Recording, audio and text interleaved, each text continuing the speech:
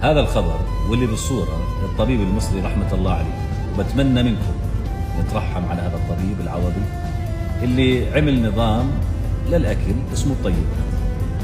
ناس كثير لليوم أصحاب اختصاص بالغذاء وفي أطباء للغذاء ما قدموا حجة حقيقية اللي يقولوا للناس إنه كلامه صح ولا غلط.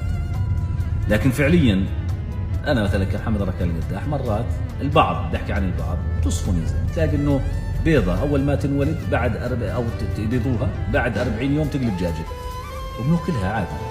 كيف؟ حدا يفسر. بتيجي على بعض المأكولات ناس بس تاكلها عن جد مرات ما بتلائمها.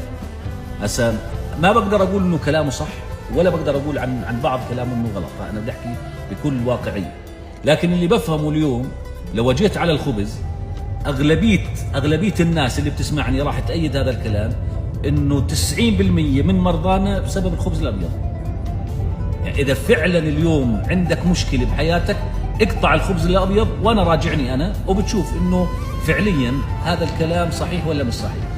لكن بما يخص نظام الطيبات بدنا جهه حقيقيه، بدنا ناس مختصين تطلع تشرح للناس، لانه كمان حرام يعني اصحاب المصالح هذول الدواجن والى اخره والله بنخرب بيتهم.